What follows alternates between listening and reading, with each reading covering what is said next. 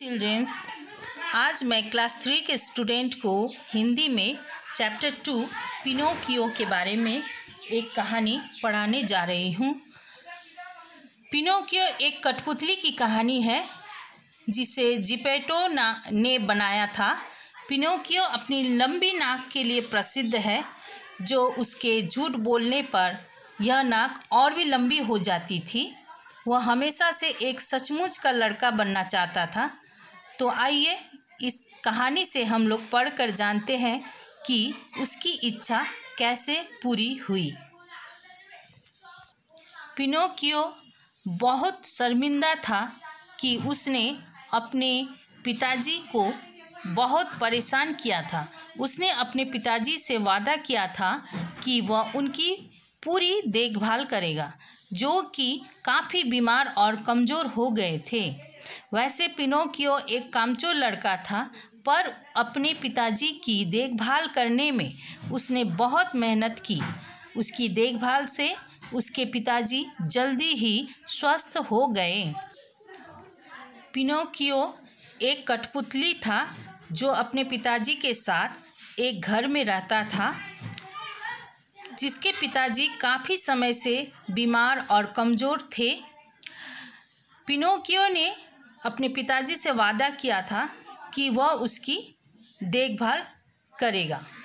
Pinocchio एक कामचोर लड़का होते हुए भी अपने पिताजी की देखभाल पूरी मेहनत और लगन से की। उसकी देखभाल से उसके पिताजी जल्दी ही स्वस्थ हो गए। कुछ दिनों बाद जब वह कपड़े लेने बाजार जा रहा था, तो रास्ते में उसे एक घोंघा मिला। पिनोकियो ने उससे दयालु परी के बारे में पूछा। घोंघे से यह जानकर उसे बहुत दुख हुआ कि परी बीमार है। कुछ दिनों बाद पिनोकियो अपने घर से बाजार कपड़े लेने जा रहा था, तो रास्ते में उसे एक घोंघा मिला। घोंघा मीन्स स्नेल।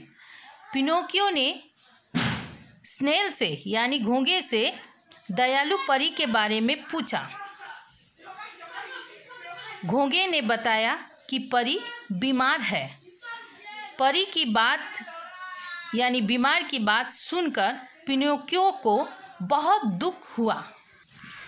ओह, अगर मेरे पास और रुपये होते तो मैं और भी देता, पर प्यारे घोंघे, अभी मेरे पास केवल 2 शिलिंग है, जिनसे मैं अपने कपड़े लेने जा रहा था। अब तुम ये 2 शिलिंग लो और दयालु परी को दे देना। पिनोकियो ने दुखी होते हुए कहा। घोंघा पैसे लेकर चला गया।